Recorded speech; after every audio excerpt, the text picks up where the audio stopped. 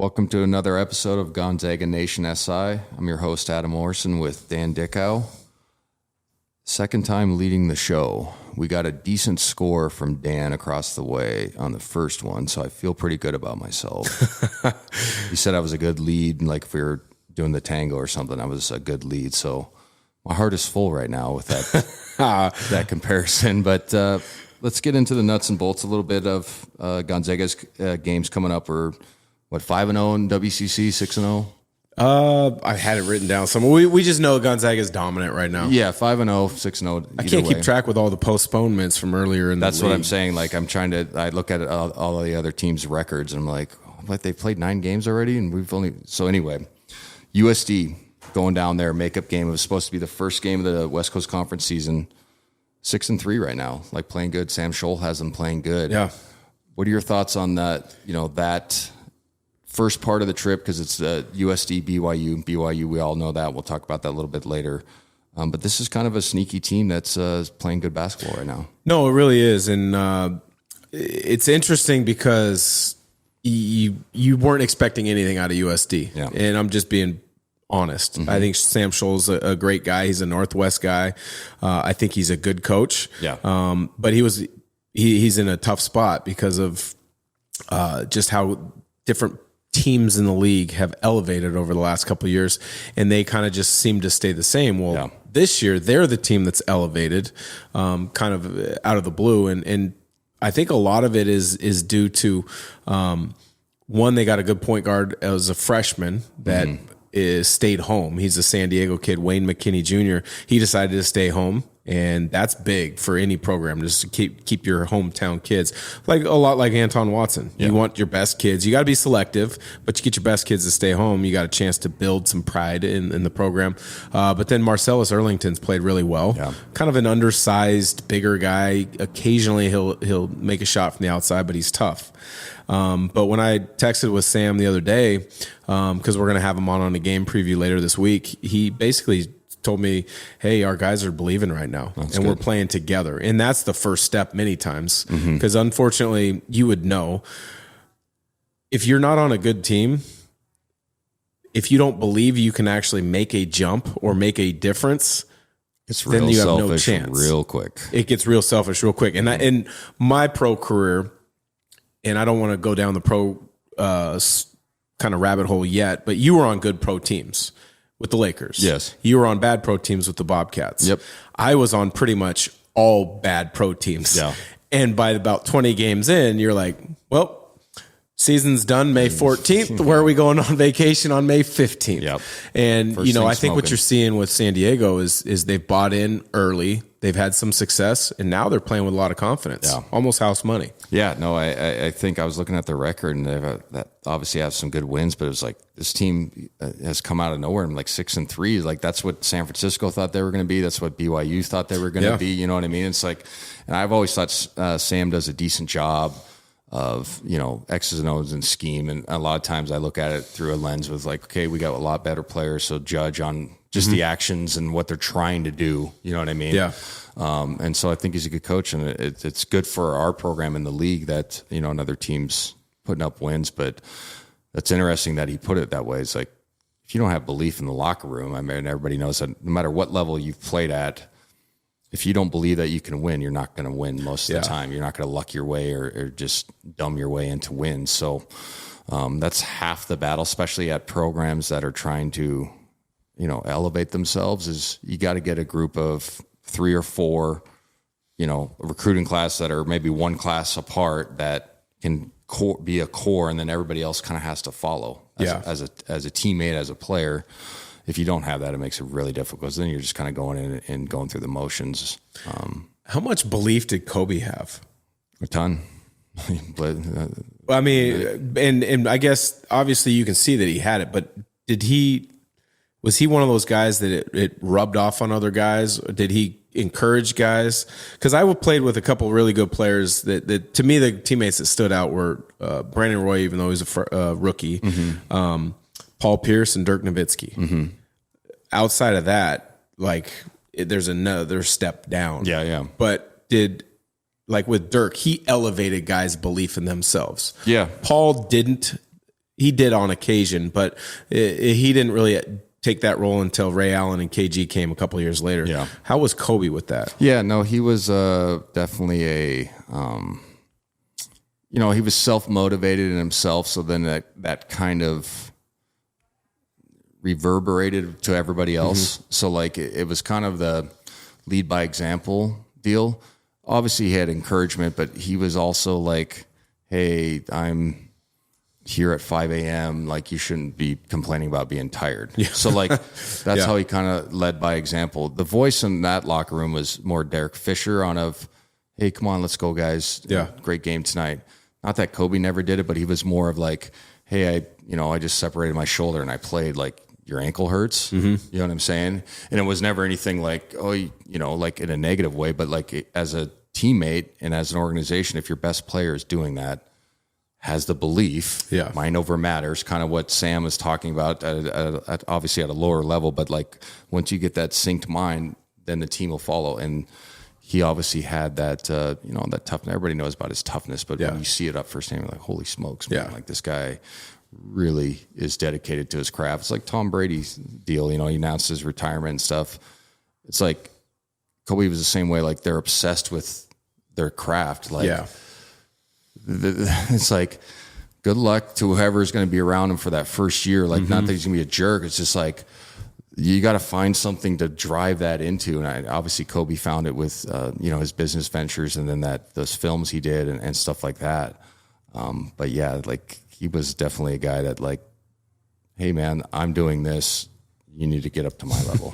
So it's, it was one of those deals where I was like, yeah, man, you heard all the rumors or just not rumors or just like, yeah, this guy works really hard. You're like, yeah, okay, everybody does. And then you get there and you're like, oh, there's this hard to this hard. Oh, I get it. Makes sense. Yeah. That's why he's going to be all-time great in Hall of Fame and all that stuff. So let's move on to BYU preview. 5-3 right now, I believe. 2 tough losses to Pacific at Pacific, where they were down 15 or 13, came back and made it tight. Pacific held on. To be frank, it's not a good loss for their tournament resume because they're a tournament team, in my opinion.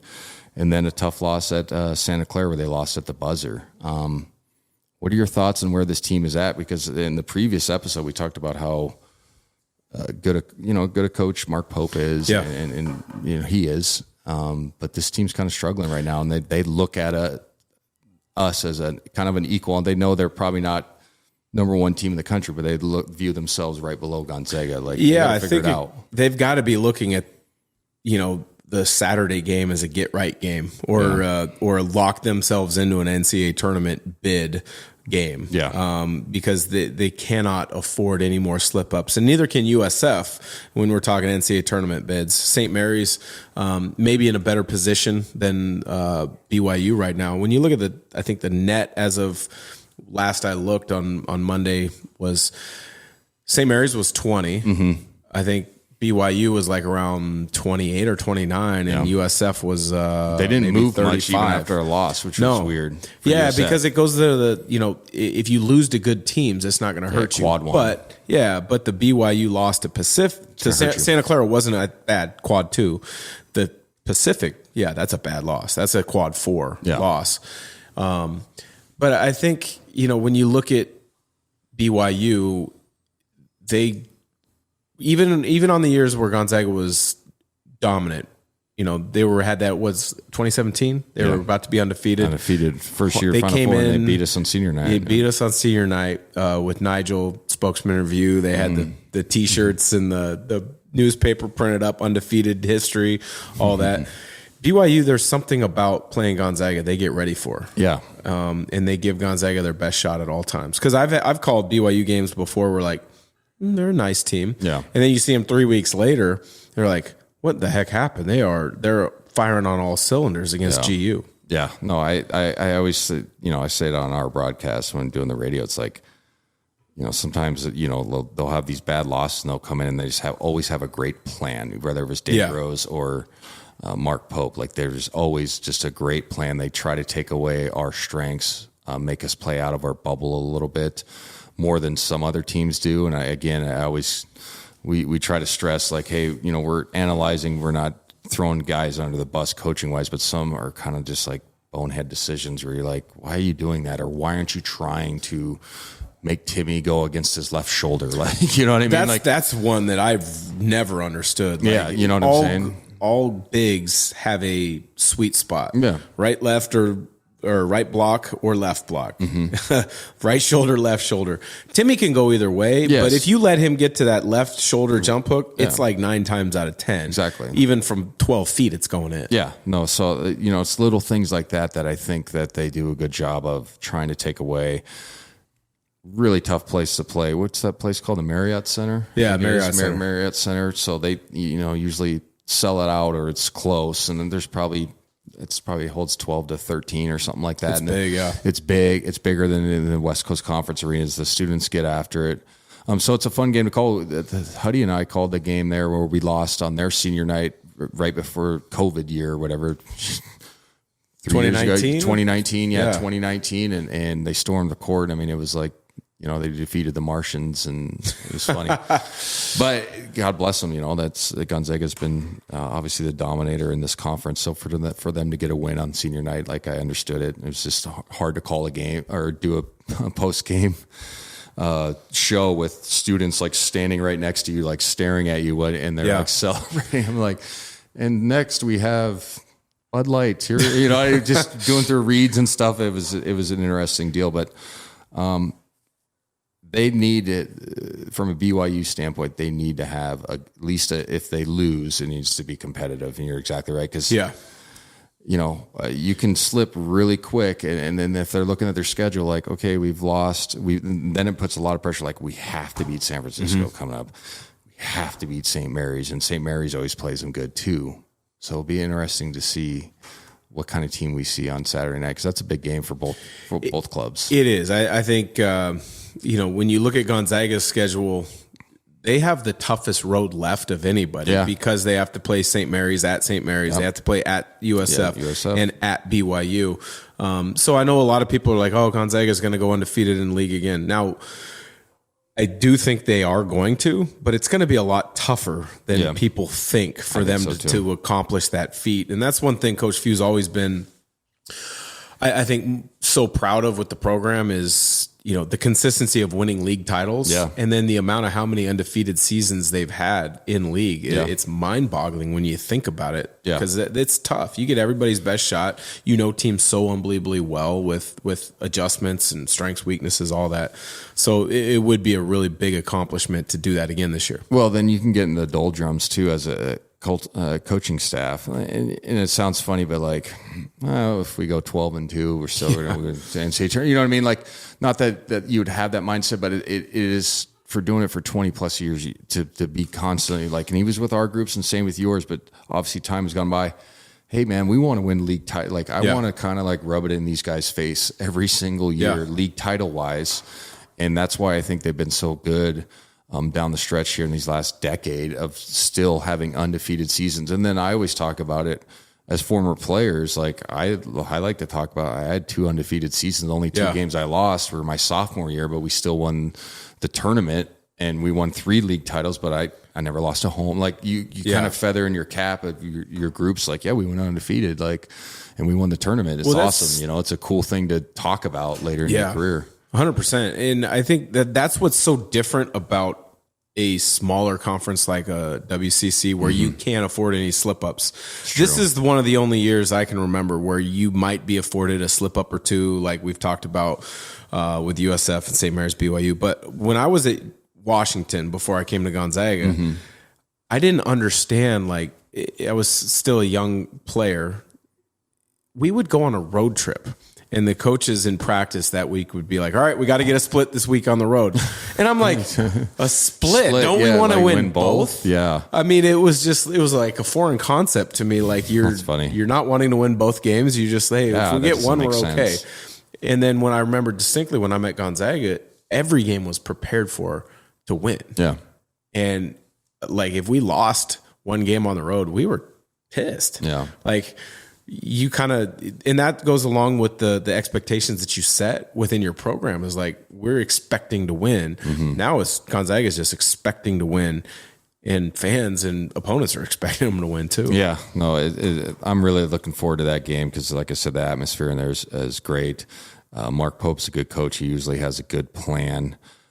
This, kind of take us out of a rhythm. I like Barcelo as a good player too. Like he's a little guy that could score it, shoot it, and he's crafty, gets in the paint, makes plays for other guys. So I like watching him play. Last thing, it's one of those questions, the internet questions. Do you think like BYU leaving the conference is good for their program or not? Like going to the Big 12, it's either next year or the year after. I've heard it's going to be after this next season because of the buyout, the TV deal stuff. So it wouldn't make sense to do it. But like, let's put our BYU hats on right now. I think for BYU, they're unbelievably excited about it. And why wouldn't you? And it's not a knock against the WCC. You and I both love the WCC. We think it's a better league than outsiders' perception many times is. I agree. And I think the BYU did come in thinking they were going to, kind of have a more of an elevated stature level in the league. Yeah. Like, we were going to ascend to the top and we weren't going to leave that perch. Well, that hasn't happened. Yeah. I think going to the Big 12 is good for their brand. 100%. It's one of the most visible leagues out there. It's a more visible league than the Pac-12. Absolutely.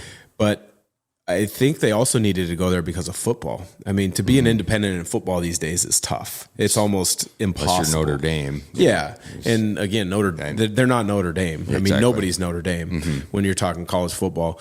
But going to the Big 12 is going to be difficult. When you're talking about those teams, Baylor just won a national title. Kansas is always talked about as being a Final Four contender. Texas Tech's pretty dang good. Oklahoma State's pretty dang good. Now I know a couple teams. I think it's Texas and Oklahoma went to the SEC. Is that right? Going to, yes. They're moving there. Yes. So maybe it creates a little bit of different philosophies in recruiting or areas to recruit by these schools. But at the same time, it's a enormous undertaking, I think, for BYU, and I wish them the best of luck. And I do think they've got the right basketball coach in place in Mark Pope to take that challenge on because he's high energy, he's high knowledge, and he does a really good job. Well, I think, to kind of, answer the question too, I think it's good for them for football and brand. I think basketball for me, it's yet TBD. Sure. And I know it's a kind of a cop-out answer, but it's, you go into, okay, what type of recruiting are they going to have to jump to a higher, better league? That's a real thing. You got to talk about, okay, what type of player from now to this league do we have to recruit a little bit outside of our areas, things of that nature? Do we have a footprint outside of our area? If we don't, then are we going to struggle? Are we made to go into these bigger arenas that fill up and go win road games? Because you got to, obviously, and we're obviously a big brand for other teams to, they're going to come into the league with a target on their back as well. It makes 1,000% sense for football. Salt Lake City, like that area for eyeballs for television, like the Big 12 was probably like awesome. Like we get into that, sweet. And so, but basketball, and I'm just being fair. This isn't a knock. I think Mark Pope's a good coach. I think they have a decent history. The program's always plays hard, blah, blah, blah. But like now you're going into a league where it's not just one Gonzaga, there's multiple level of talented teams that, can win a Final Four or get to a Final Four or at least get to a second weekend, like you mentioned in the NCAA tournament. It makes it tough. There's no easy outs. There's no, where you're going to go play somebody at the bottom of the league that's a small university ball, kind of like the WCC. You're going to play a big time Power 5 university. It's like when we were thinking about going to the Mountain West a few years ago when, Huey and the administration were a little bit upset with some of the rules and the money deviation, which made sense. But it was also like, if you really sat there and think like, all right, do we want to go to like Laramie in late December and play like a good team in altitude? And then like, if you lose that game, it's terrible. But if you win, it doesn't really help you. It's nothing against Laramie, but I'm just using them as an example. It's a hard place to get to. That's what I'm saying. It's like, so that you have to think about that travel schedule I'm talking about BYU basketball now. Yeah. That has a factor into it. A little bit tougher to get around and things of that nature. So to me, it's TBD for me. I think it's a brilliant move brand wise. Yeah. Basketball. I'm just okay. Like God bless you, and I hope you guys do well. But they might be going into a gauntlet. And they're proud. They're proud basketball fans. Yeah, regardless of how talented they're going to be next year, and that's all to be determined because of the transfer portal and all this. I mean, you just would have to know as a BYU fan, you are going in, just as you said, to a gauntlet because of those teams. They're reloading every year too. But I wanted your take on this because you touched on it a little bit when Gonzaga flirted with the Mountain West. Yeah. Did you think there was any chance Gonzaga was going to leave? No. Okay. I knew exactly what they were doing. I thought there was about a 5%. 5% chance. That's I mean, it's that. Essentially, hey, we're going to see what's over there, and then we're going to negotiate on our side where we really want to be. Well, but it was logical. It wasn't Gonzaga strong arming them just for the sake of it. There was two issues. One was the split with the revenue, and so how it worked. And don't quote me exact, but I think I got the layman's understanding of it was. So every time a team from a conference advances to the NCAA tournament, there's a pool of money that gets sent to the conference. Well, Gonzaga was getting the same share as whomever. Yeah. So that's units, I think is what they call them. Yeah. So the argument was like, we've been to 20 straight years and you guys don't even try to win. I'm just using anybody. Mm-hmm. Why do you get this money if you're not using it to better, further your program? For your program. That's exactly right. It doesn't mean they don't get anything. It doesn't mean we get the lion's share, but it's like, you should get rewarded for success. I mean, we live in a capitalistic country. Success, you get rewarded. Mm-hmm. Okay. And then the other thing was Fewey hated that third game in the NCAA or in the West Coast Conference tournament, which made completely sense because 3 games in 3 days, 3 games in 3 days. And he almost lost. David Stockton hit that running floater and they almost lost the first round, I think, against Santa Clara. Mm-hmm. Like if they would have lost that game, they still get in the NCAA tournament. They're probably like an 8 seed that year or whatever you know what I'm saying? So he's just like, get me out of this game. Yeah. But also you should be rewarded for winning the league. So you get a bye. And that was kind of what they were upset about. And we've talked a little bit. Gloria Navarez is a fantastic administrator and chairman, whatever, the president of the West Coast Conference. And she was smart enough to realize, these are logical arguments, and we're going to change. So, hey, we're going to the Mountain West. Okay, but it scared him a little bit. It's the right thing to do. One of these days, this might be a springtime podcast show. I want to really break it down, like if Gonzaga were to go to a different conference, where would it be? Because I'm being honest, I think there are options out there that I think would make sense. And I think they will make more sense when this NIL stuff, really get fleshed out and people really see how that money is going to impact college athletics. Yeah, no, the NIL stuff is for a whole nother show. And obviously we're early into the process, and you and I are both, this is not a narcissistic take. We sold a lot of jerseys for the university. I don't have any bitterness that I didn't get a check. It's not one of those deals, but it's also like, okay, does a kid need like $1.5 million?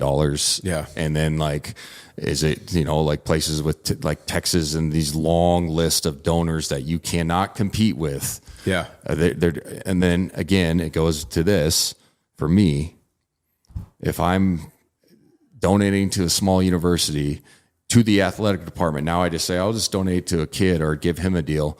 So what about like women's volleyball? What about men's golf? The sports that lose money, but those kids still put in their time and they're still fantastic athletes. So they don't get any money, or they don't, the money doesn't trickle down to them. And nobody ever wants to say that. And I'm always just like, it's just like, okay, I have 2 daughters, you have daughters as well. It's like, so when they get to their deal, I know Title IX still is one of the greatest legislations we've ever had. So that guy's not going to donate, or that gal or that entity is not going to donate to the athletic department. So what happens to those deals? Yeah. Do they disappear? There are so many, it's crazy. And that's where I've always said it's going to take a couple years to flesh this It's true. out, because you're so right. Like, there's very well deserving athletes that are playing that in non-revenue generating sports. Yes.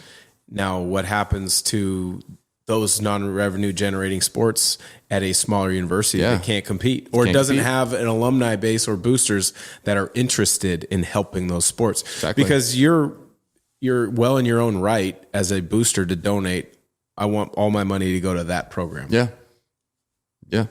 No, that's what I'm saying. Like it a lot of times people write checks to just the athletic department, and then it goes, divvies out. And so then now you're sitting there and well, this guy's going to be a first round pick, or this gal's going to be the face of the WNBA or what have you, or she's going to be in the Olympics. So I'm just going to give her a deal. Yeah. So then what happens to their sport? And nobody ever talks about that. And I need somebody to explain it, because maybe I'm wrong. And that's the thing. I'm like, I'm open to be like, tell me that I'm wrong, and then I can be quiet about it. But also, like, I have a cousin that plays at University of Wyoming. Like, it's okay if he goes to an event and gets $500. Like, I have no problem with that. That's great. Cool. I wish I could have got that. But like, there's a fine line of like, okay, you're going to come to Texas, son, and we're going to give you like $80,000 and you're going to not even start, like everybody on the football team is going to get that. Like, so then what is like the, Vanderbilt do or whoever, you know what I mean? That's part of so we were talking about BYU going to the Big 12. Mm-hmm. I believe this is correct. If not, it's almost correct. Every football player, walk-ons included at BYU, has perks. I believe it's a car, the use of a car. Wow. I believe that's what it is. Is it a lease, or like, do they own it for your? Now that's a good question, because that's another piece that would be interesting. Because if it's a lease, it's like a rental car. Yeah, if it's here's a car, now you own it. I don't mind that. I really don't mind that, because to let a kid get around for a year. Yeah. But if you own it, then you're obviously it's a depreciating asset. We know a car, blah blah blah. Yeah. But like, you get out of there and be like, well, I got a kind of a brand new car. I could sell it. You know what I mean? Yeah. Like, so like, that's a whole different. Well, the other part that hasn't been, and I know we're going off on a tangent now with the NIL, is like, how about the tax implication? Yeah. Like, if a student athlete gets paid X amount through a deal, and if they don't handle the taxes or pay the taxes properly, does it come down on the athletic department? Does it come down on the athlete? Does it come down on the athlete? I mean, I think, because you know how it is when stuff gets in trouble, you cut bait. Oh, it's his fault, But it's not the right thing to do. But everybody starts snitching and just pointing the fingers. Kind of almost makes it easier when it was the Wild Wild West with money under the table. I know I never got any money. I never got anything, obviously, and that that was not even the case at Gonzaga at that time. It never has been. But like, there's been schools, and it's documented that do that type of thing, but now it's out in the open, which I think is better. That's out in the open. Just my whole point is like, what's the line, and when do we cross it, and when do it gets reeled back in? And then if you reel it back in with logic and still the kid's intentions at heart, are you going to get so much pushback that you say, well, whatever? Because I think that's now what they're doing. Yeah, it's like same with the transfer board. It's like, whatever. So they don't want to get pushback. We're like 15 years out of you playing at college, and about 20 for me. Do you know of any guys that were paid when you were in college? Yeah, I do. Are you willing to share their name? Because I've got one interesting story. It wasn't a cash deal, but it was a deal, and I was like, whoa. The guy, I've heard comments, so I'm not saying I knew guys. Or I guess, how would I phrase this? How do I say this the right way? I never saw anybody get a check from a university or anything like that. But I've heard guys be like, "Yeah, man, I took a pay cut coming to the league." These guys played at Kentucky, Tino era, stuff like that. I mean, let's just say, like Tino Mobley and Lamar Odom went to Rhode Island with Jim Herrick. Doesn't make sense. Okay, so.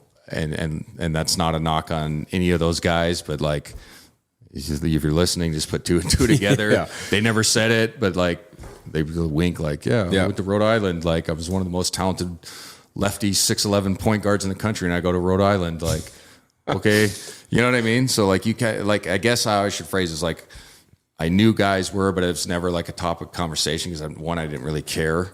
And two, like, it's a weird thing. Like, how much did you get paid? Yeah. It's a weird thing to You ask didn't people have about the money. direct evidence in front of you. Yes, but like when guys like we would make comments like, "Yeah, man, I took a pay cut, come to the league and laugh," you know? Yeah. Like, yeah, okay. I had so when I grew up in the Portland, Vancouver area, I used to always drive up to Seattle for workouts, a place called the Pro Club. A former NBA guy would run workouts. There'd be NBA guys there, college guys there. So it was after my senior year. I was about to be a freshman at University of Washington, and Mike Dickerson is from the Seattle area, Federal Way High School. He and a bunch of NBA guys, we were working out, and it was right after they won the national title. Arizona, right? At Arizona. Okay, yeah. And so I'm getting to know these guys, and I'm driving like my Honda CRX up each weekend to work out, and then I go get lunch and then come back for the second workout. And he's pulling away in a Land Cruiser, a Toyota Land Cruiser in Bellevue, Washington. And I'm like, wow, that's a cool car. So we're about to, start the second workout of the day. And I was like, hey, Mike, where'd you get that car? Right now, I'm still naive and young. I don't really know how the deal works because no one offered me a thing in recruiting from high school to college. He looks at me and goes, Dan, don't worry about it. Yeah. I was like, no, I'm dead serious. Where did you get the car? He just looks at me. He goes, you really don't want to know, and you don't need to worry about it. And I mean, that was like a $95,000 SUV at the time. Yeah. I mean, and so that was my first true experience. Like, okay. And then somebody else who was there, it might have been Eric Snow, who was playing with the Sonics at the time. He pulled me over after that. I asked Mike, and he was like, you got a lot to learn, young buck. He's like, don't go around asking too many questions, but guys get taken care of. I was like, oh, okay. I get it. Makes sense now. That's kind of my experience. Like, you just kind of put two and two together, and you're like, and then also like, it sounds funny, but like, I didn't really care. Like, I thought it was more funny than anything. Like, it didn't bother me. Yeah. Good for you, man. Like, bravo, but it was a wild, wild west at times. But yeah, we got into a little bit of tangent of NIL. That's we'll go over that stuff, I think, in a later after the season kind of episode. I think would be good to kind of and then the what ifs on certain conferences. I think would be good because then you go, oh, we might play Tommy Lloyd twice a year, and if we went to the Pac-12 and stuff, and the what if game would be fun. But yeah, thanks for tuning in to another episode of Gonzaga Nation. I had to look over and make sure I got it right. SI. I'm used to just sitting in the huddy, and then you guys riding your coattail on the audio. It's good stuff part. Today. Appreciate it. We'll bounce it back and forth. No, it was fun. I like picking your brain too. Like I was saying in the previous episode, like pick your brain. It's not just always mine basketball wise. So like let's just to get your take on a lot of what you saw and stuff like that. But check us out on Apple, Spotify, anywhere you find shows and stuff like that. I guess I don't know. You should say this part. Thanks for tuning in to Gonzaga Nation SI. Today's host, Adam Morrison. I'm Dan Dickau. Check us out on all social media platforms, Gonzaga Nation SI. Take care. We'll see you next week.